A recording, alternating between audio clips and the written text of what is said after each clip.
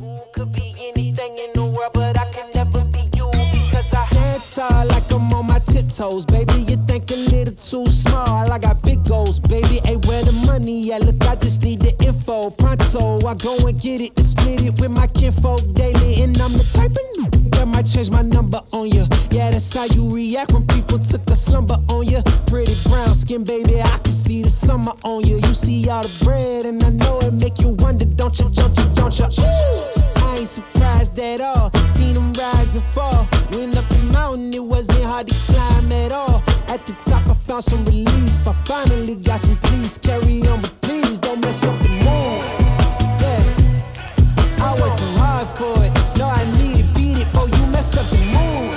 Alright, ooh, I worked too hard for it, and I need it, so please don't mess up the mood. Don't mess up the mood. Don't mess up the mood. Yeah, oh come on, I worked too hard for it. Yeah, don't mess up the mood. Hello, my name is Greg Lutze. I have been an artist, creator, maker of things professionally for over 20 years. I got my start in the music industry working at Asterisk Studio, now Invisible Creature. Moved on, became a creative director at various agencies in Seattle and New York. I co-founded Visco, an app for creative tools and community. And now my focus is around helping creators work together and make money, particularly within the crypto and NFT space. I've always wanted to make things. I've always enjoyed that. I've never been one of those people that wanted to just do one or two things. I've always wanted to at least try everything, whether I'm good at it or not. So I like to make stuff. And I really like to make stuff with other people. Here are some of the projects that I've been working on this year.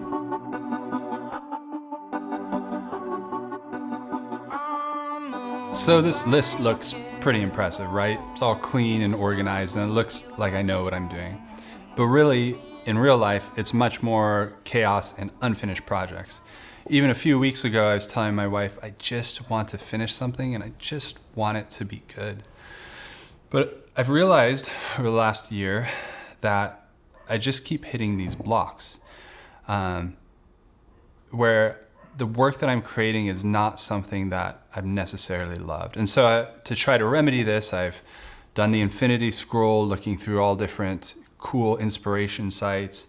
I've tried a lot of how-to tool tutorials. I've done the sheer will, like I'm gonna force myself to do this. And while that did help me get work done, I felt the output suffered. It was lacking in something that just, to me, felt good or felt like me. And I looked around and I'm like, hey, I have access to all this inspiration. I have every single tool that I would possibly need. I have a cool workspace, but for some reason, I'm still just blocked. And I realized so much of it is within my head. These creative blockers are actually mental. So I started to ask myself, what are the things that I can do to clear those away? What is the mental workspace that I can create so that I can create? And I began to ask questions of other friends, of other creators, of other artists, and observing my process as well. Disclaimer, I understand the creative process is messy and different for everyone. What works for someone will not work for others. This isn't a checklist. 10 things to unlock the creative beast in you. You're not gonna believe number 7. But in talking to artists, as well as drawing from my own experiences, there are certain consistencies around these creative blockers and how we might overcome them. And so I think a lot of these will apply to your work, but largely today I'm gonna be speaking in context of your creative passions or your personal projects. Along the way, I wanna share with you some of my behind the scenes or messy sketches and conversations. And I'm actually gonna rarely show you any of the finished projects because I wanna focus on the process rather than the output. We all know the symptoms of creative blockers: fear, doubt, inaction. For me, I know if I find myself scrolling TMZ when I should be creating, I have a problem. If I am reading about Britney Spears' legal battle with her dad and not making stuff, I know, oh, I gotta step back and figure out what is going on, what is blocking me. I wanna share with you 3 major problems, or calling blockers, and ways to overcome them. And to overcome them, we need what I'll call perspective shifts. What I mean by a perspective shift is this. Imagine you're a photographer, you're at a shoot, and you have your camera, and you have a really interesting subject, you have a great environment, great location, your light is popping, everything's great, but you have a crack on your lens. Literally every photo you take, no matter where you are, no matter how you're interacting with your subject, every photo is going to look wonky because there's a crack on your lens. You need to change your lens. You need to shift your perspective. So here they are. Blocker number 1, a lack of inspiration. This is the I just don't feel inspired to make. Blocker number 2, a lack of time. I'm too busy, I have too many commitments, I don't have time to create. And blocker number 3, it's a lack of creativity. Or maybe another way to put it is a lack of confidence in creativity. This is the imposter syndrome, this is the I don't have talent, this is wow, someone else is so much better than me.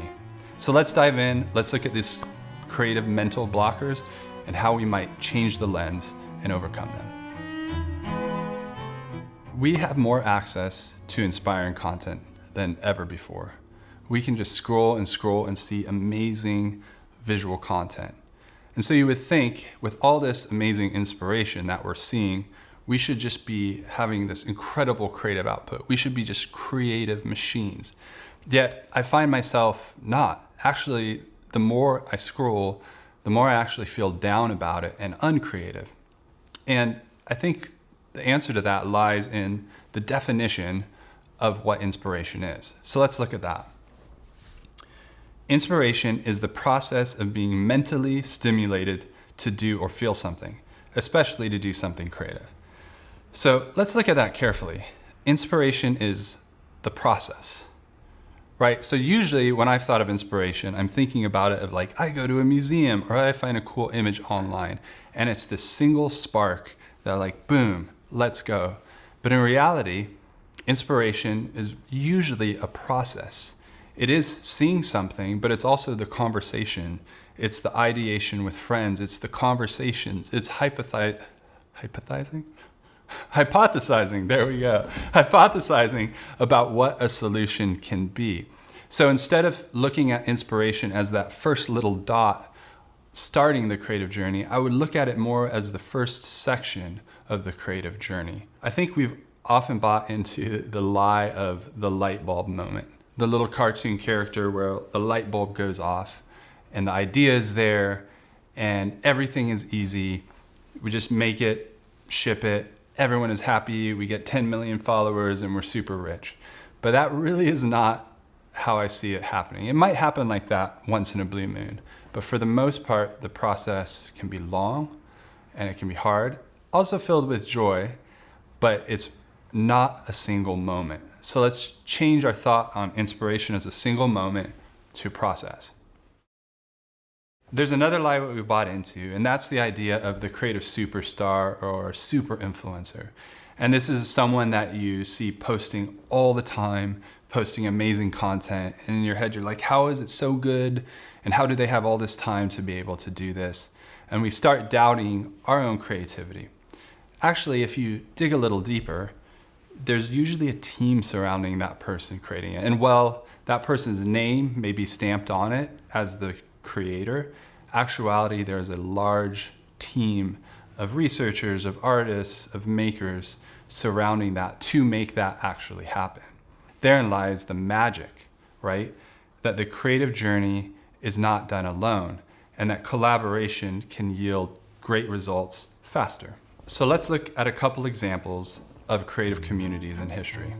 The Lost Generation, community of writers, musicians, curators, dancers, painters who spent the better part of 1920s in Paris. This included Ernest Hemingway, Man Ray, Picasso, F. Scott Fitzgerald, T.S. Eliot, Josephine Baker, Dali, Cole Porter, Gertrude Stein, among others. Their creative output to this day is revered. Fast forward, Andy Warhol's factory in New York City was legendary for their wild parties and films, and their silkscreens and paintings. The art workers, as it were, of the factory were incredibly diverse in their background, artistically and personally. And while it was a Pretty darn crazy scene. No one can argue the quality and the quantity of what was created there. Or today, Virgil Abloh, one of my favorite creators of Off-White, Louis Vuitton, and Nike fame. The breadth and volume of the creativity is just absolutely incredible.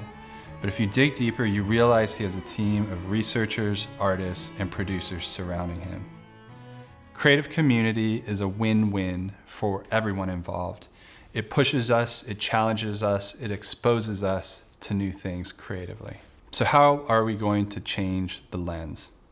The problem is not a lack of inspiration. The problem is a lack of community to drive the inspiration process. Remember what your mom said when you were a teenager. You are the average of all the people around you. And she was right. So if you sit back, think right now, if I am the average of the people around me, creatively speaking, who am I? And I'm going to share who my creative community is around me currently. And this changes over time, but right now, this is my creative community. Wayne Wu has been one of my closest collaborators for over 10 years. We work together at Visco, and then we do a variety of side projects. Easily the most creative person I know. Marv is the founder of Self, a furniture company. He is a multi-hyphenate. He makes so many things, and he is a constant source of inspiration. We are always texting things of interest back and forth to each other. My wife, Gabrielle, an interior designer and set stylist. Christina, my sister, a photographer and filmmaker. Chris Sims, sound designer based out of Seattle. Mouthwash Studio, an amazing design firm based out of LA. Jason Shu, a photographer in the Bay Area. August Ortiz and Joe Greer, fellow photographers and creators. Jordan Butcher, former roommate and designer of Strange Practice, largely within the music industry.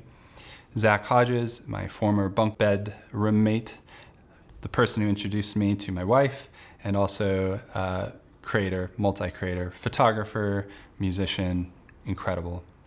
Ray Lee, the founder of Scene, a clothing company based out of LA. Squint, a photographer and close friend. And then Ben, who is sitting on the other side of this camera, who runs BX Films. These are the people in my creative community with whom I collaborate, who I trust, and they push me to do better things. So here's the thing. If you are the average of the people that surround you, if you hang out with cynical creative directors who failed their aspirations and are generally complaining about things, you will become that. It's a self-fulfilling prophecy. Also, if you hang out with people that just critique other people's work but never actually make anything, you will also become that.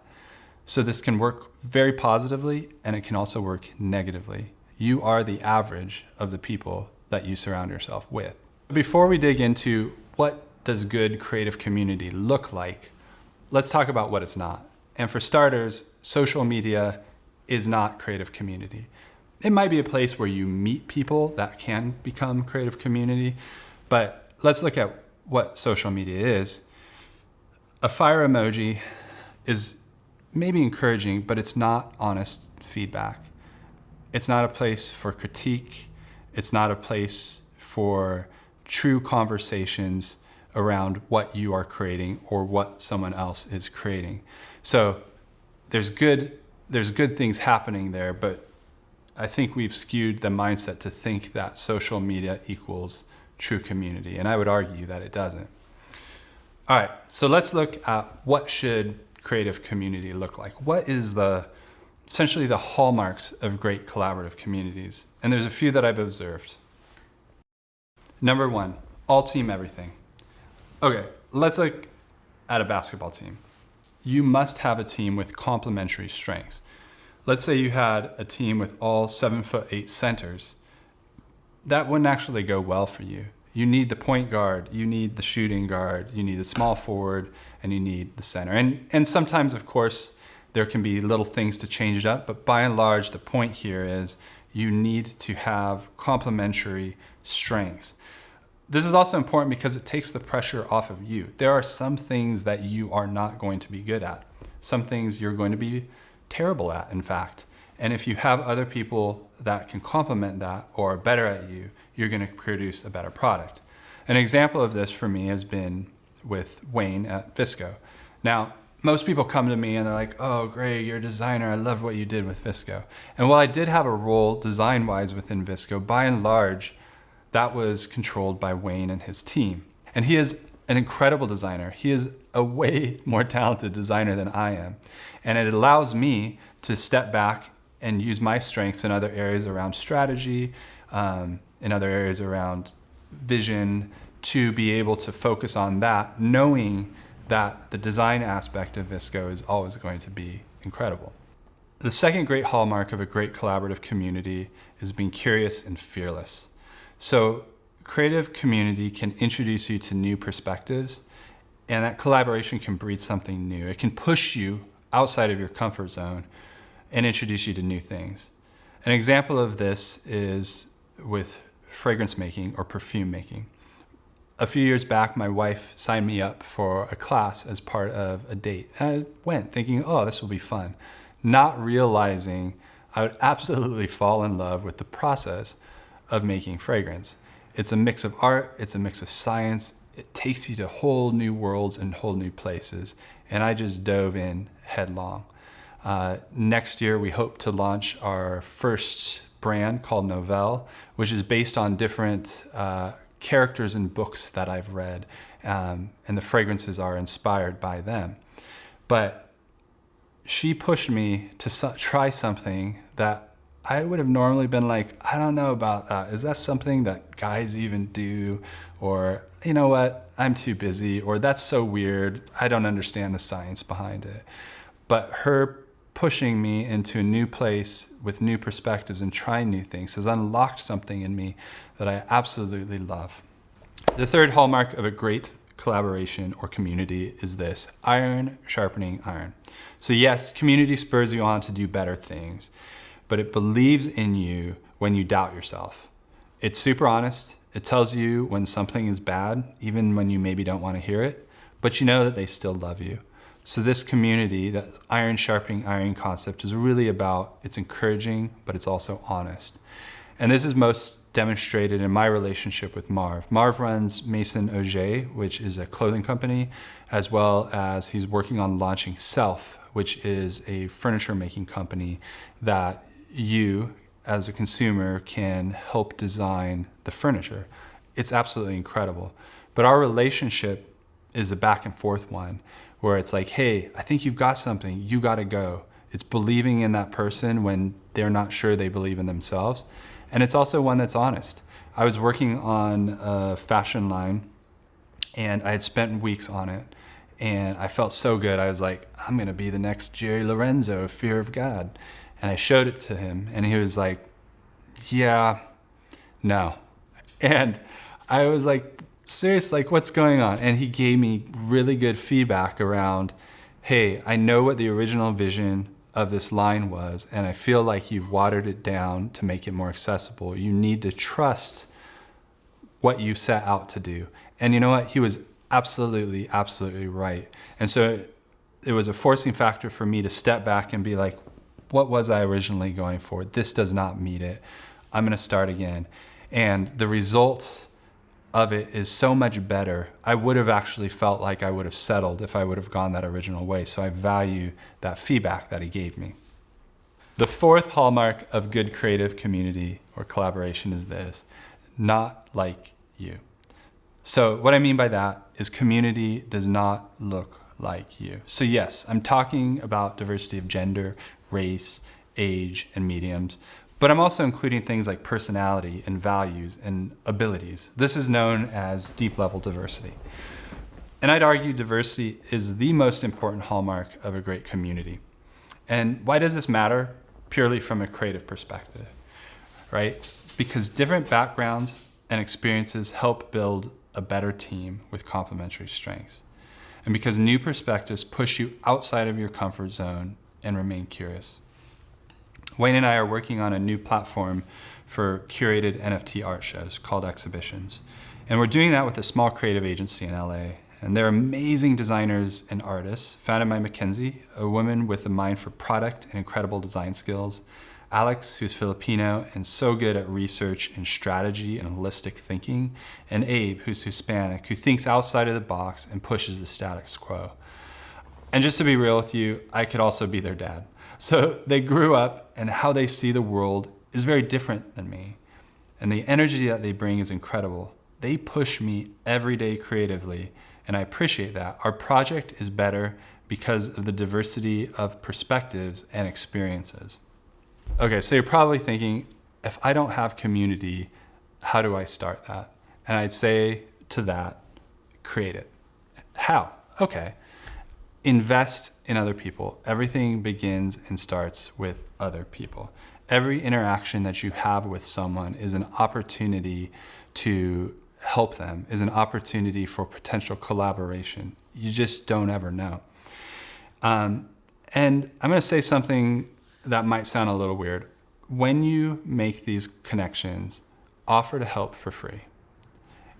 And you're probably like, Greg, I've definitely heard you should never work for free. In fact, you've probably said something like that. And you're right. You should not work for free. If you are approached by a corporation or a large business, you should absolutely be paid your value and worth. But remember, in this conversation, we're talking about personal pursuits and creative passions, and that is play. So when we're talking about creative play, play should be free. And I'm going to take it one step further. I was fortunate. I had a mentor in Don Clark and Dimitri Argis at Asterisk Studio, now Invisible Creature. And I hear from students all the time, hey, my teacher said I need to find a mentor, but I literally can't find one. And it's true, it's so hard to find. But I'm gonna flip this. I'm gonna say, if you've been in the industry or you have studied your craft for 5+ years, you actually should be actively seeking and looking and offering free mentorship to a younger creator because you need it. Yes, it's giving back to that younger creator who can gain a lot of value from your experience and insight, but actually you as the more experienced creator need the mentee every bit as much. Why? Because you're old and you're set in your ways and you need someone to push you with new perspectives and new experiences as well. So I'd encourage you to actively go out and pursue that. Okay, back to the plot. So in conclusion, if you are feeling creatively inspired, invest in people, invest in community, invest in collaboration. All right, blocker number 2 is lack of time. I'm too busy, I have too much going on. It's the general feeling there, right? And I get it. I have 3 kids, I'm on the board and executive team of ISCO, I'm starting a new startup, I'm trying to work out, stay in shape, I want to hang out with my friends. And so here's the part where you're probably thinking I'm going to say I have it all figured out, but actually no, I haven't at all. In fact, it's all still sort of messy, and I feel often quite overwhelmed with lack of time, with not making enough creative progress on things. So this is not going to be a reprimand around being disciplined and just do it and put down your phone and stop scrolling on TikTok. Although those things are all valid and probably true. But what I want to acknowledge here is that life is busy and life is actually messy. And there are things that we can do around our calendars, around structure and organization to be able to help us protect that time to create. But that doesn't necessarily mean that the output will be good, because creativity is not an on and off switch. It doesn't just happen when you want it to happen. So let's address the problem of I don't have time head on. If it feels like you don't have time to create, it's because you don't have time. You just don't. That's just the reality of it. And that's okay. There's a lot of good things going on in your life, and it's not always just about being an artist or always just being about a creator. But here's what's tough. You take that reality and then you mix it with all the things that we consume, the lies that we bought of I need to constantly be feeding the content machine, I need to constantly be posting, I need to constantly be making things. And when we don't, we start to feel worse about ourselves creatively, and we start to question if we're even talented and we start feeling insecure. So we need to change the lens. We need to shift our perspectives. And the problem is not a lack of time. The problem is a lack of perspective on time and creative output. And here's what I mean by that. We need to change our perspective and be okay with what I'm going to call long-term creation. So that means create when you can, a little by little, and over time it will add up into something beautiful. It's very similar to investing. If in your 20s you put a little bit of money away, a little bit every year, over the course of time, 30, 40 years say, that will become something big and something meaningful. It's the same way creatively. If you can find time, little bits of time, probably not nearly as much as you would want, when you feel creative and just make and take off all the pressure of having to post constantly, over time, you will create something that is beautiful. A while ago, I went with my wife to France, and we wanted to visit some sightseeing place, some tourist place. And we were at the train, and we were talking to the conductor, and like, will we be able to have time to get here and get back? And we're worried about the last train and all this. And he said something that I'll always remember, and is very poetic. He just looked at us and he said, all the time. You have all the time. And what that enabled us to do is be able to sit back and be like, let's just enjoy this process along the way. And I would say that same thing to you creatively. You have time. Sit back and enjoy that creative process. Create when you can, and with the belief that it will add up over time. As an example, I posted this photographic series on America and my relation to it as a mixed race Asian America to my website this year. But it's something I've been working on since 2006. 15 years ago is when I started it. And I was rocking a film camera because that's what we had back then. And no one even called us hipsters. It's a perfect example of small creative investments made when I could. And my vision for the project was a collection of images. So I took my time to let it grow and take on its own narrative over the course of many years. And I put it out when I was ready. And it's something that I'm proud of. Have you heard the quote, good is the enemy of great, right?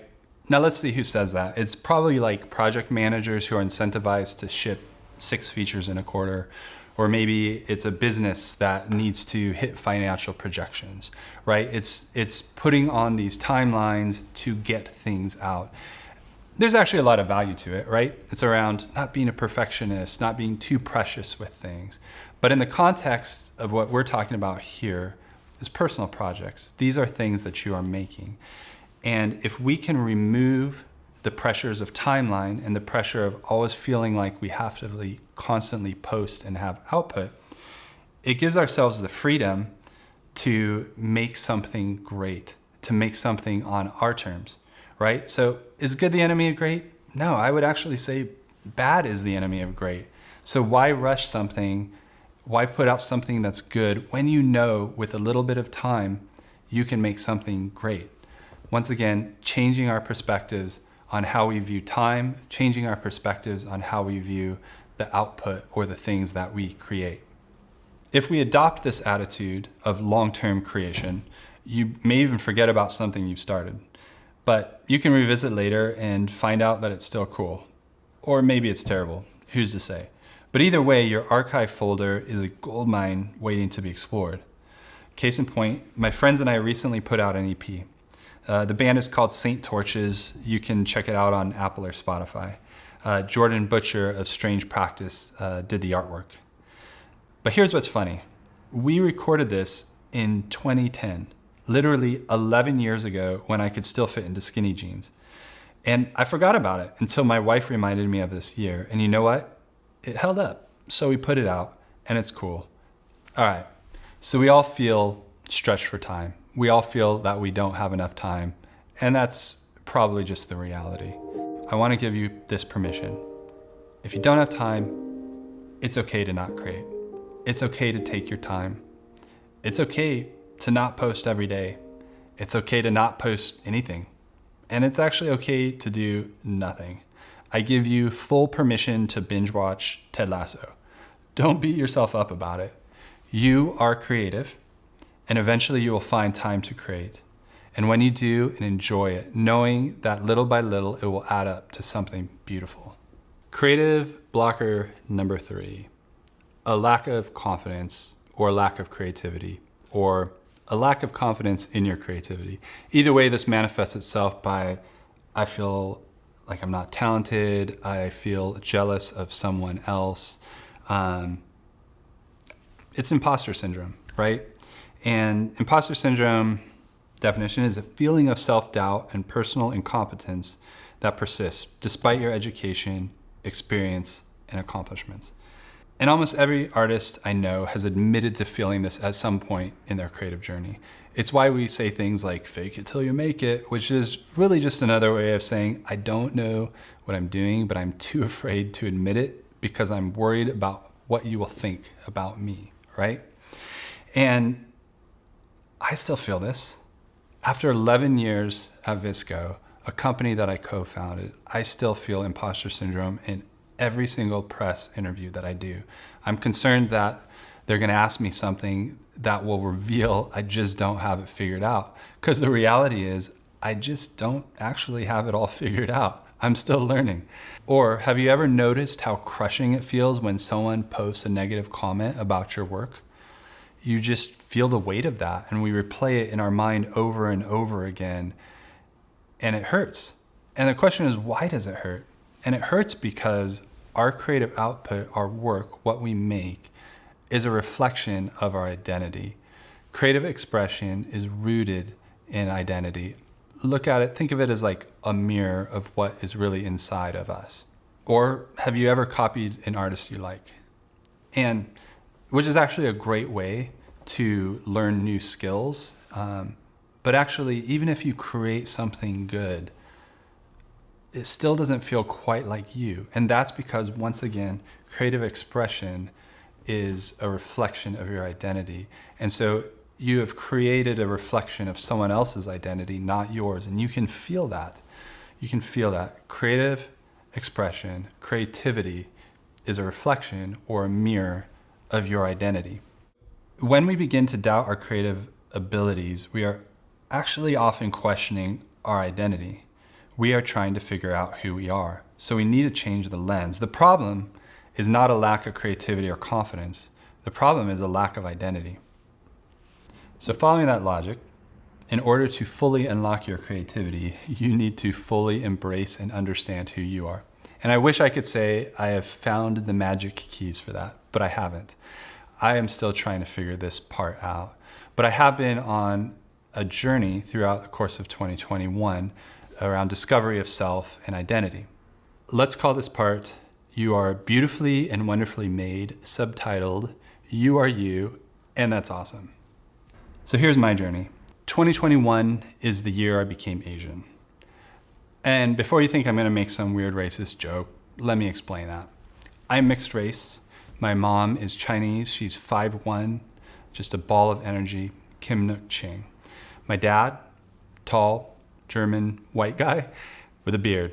So you can kind of guess which genes that I got, right? I present very white. And I've always struggled with my racial identity, candidly. I've felt not Asian enough for my Asian family. My grandma would introduce me to her friends, like, oh, so white, so sad. And they'd all these Asian grandmas around me like, oh, so sad, so sad. And then conversely, because I present so white, there's often times where I've just hid behind my whiteness because it's convenient and frankly, it's easy to do. I've never felt quite like I fit in, but I've now realized how important it is to embrace all of who I am. And what that looks like for me is embracing the Asianness of who I am. Even calling myself Asian American or even mixed race Asian American has been hard, but it's something that I need to do to own and embrace what makes me me. So in doing this, I've just had a journey of self-discovery, and it's opened me up to all kinds of new experiences, new relationships, and new perspectives creatively. And I wanted to share you how some of the things that my identity impacts my creative output. So while researching classic Asian artwork and painting, I started incorporating color palettes into my abstract paintings. Usually I paint very monochromatic, a lot of black and whites with little pops of very, very bright colors. But as I started studying some of these ancient Chinese works, I was introduced and fell in love with muted tones of greens and blues and earth and bits of red into my work. You can see here. Additionally, while researching Asian art, I was surprised by the lack of exposure of contemporary emerging Asian and Pacific Island artists and culture creators. So when you Google Asian art, the results are incredible, but it's largely pulled from dynasties hundreds of years ago. In fact, there really is a vibrant and talented community of emerging API creators that I'm just not seeing as much as I should. So in partnership with Goldhouse, an AIPA nonprofit, a group of us decided to create Table, which is a website that brings exposure and awareness to the incredible work and influence of the API creative community. And that will be launching in November. And finally, my sister, Christina, a filmmaker and photographer, and her friend, Chris Sims, a sound designer and composer, we're collaborating on a collection of experimental short films exploring the concept of otherness or mixed race, that feeling of being caught in between worlds as mixed race kids growing up in small town America. We'll be releasing the pieces as NFTs for a solo exhibition in December. So, in conclusion, creative expression is deeply, deeply tied to our identities. In many ways, creativity acts as a mirror of how we see ourselves. Embracing yourself as you are, your past, your strengths, your weaknesses, the things you like about yourself and the things you don't, will help you create work that is uniquely yours. All right, thanks for hanging with me. So let's look back. Creative blockers are real, but they're definitely overcomable if we identify the cracks in the lens and if we change those lenses. Let's review what those are. Number one, if you are feeling creatively uninspired, invest in people, invest in community, invest in collaboration. Number two, if you don't have the time, it's okay to acknowledge that, but adopt what we call a long-term creation view. Create when you can, little by little, knowing that it will add up to something great. And finally, if you are struggling with feeling confident in your creativity, embrace all the things that make you you. You're beautifully and wonderfully made, and your creativity is an expression of who you are. Thank you for spending time with me. Once again, I'm Greg Lutze. I appreciate you being here. Be kind, have courage, FSU. Yeah, I hear him chat to the noise, move too quick, can't stop for the talking. I hear him chat with the boys, nice keep walking, yeah. Just too sharp with the prize, don't tell me I'm awesome, yeah. Hot like fire on a pan, if you wanna touch me, please use caution.